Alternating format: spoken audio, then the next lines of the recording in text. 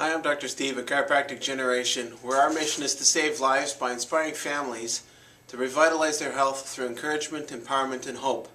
And as we've talked about before, we're partnered up with the 100-Year Lifestyle and Dr. Eric Plasker, and that teaches us that when we focus on our lifestyle habits, that's one of the greatest areas for change and improving our health over time as more and more of us live towards being 100, whether we like it or not. Now, obviously, when anybody makes any kind of lifestyle change, sometimes it's a real challenge, or people just don't get around to them when they think they aim to, or sometimes we see people around us that we'd love for them to change and we would really like to make a big impact in their life because we could see any challenges they might be having, or we could see how much life could be better if they made that change. And yet a lot of times, especially if it's a family member or someone close, we find that they dig their heels in, or they don't want to hear what we have to hear, or maybe it's just not the right time for them, or they'll come up with all sorts of excuses on why they don't want to do the things that we all know, and I'm sure deep down they would know would be the best for them.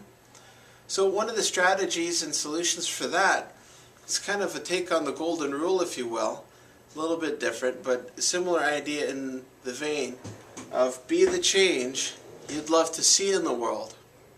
So if you see someone who's close to you and they're having challenges getting their fitness in order, or having challenges getting their nutrition in order, or having challenges making a commitment to keep their nerves and spine clear through chiropractic care, rather than just continually feel like you're having to pester them, it might be a neat idea for you to take ownership of those changes yourself.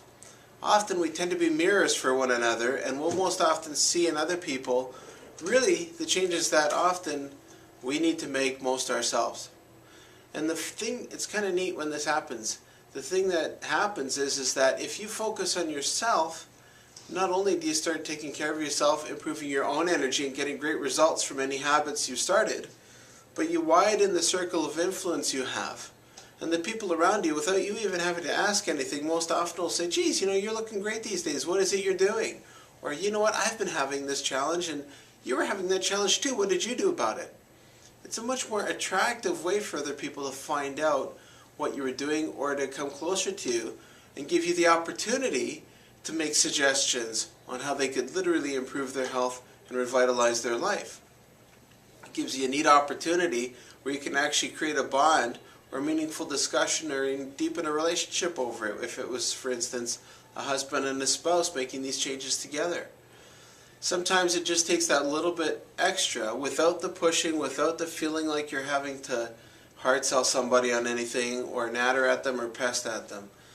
This is a fantastic way that you improve your health, you inspire those people around you, and make lasting, impactful change through the next 20, 30, 40, or even 50 decades.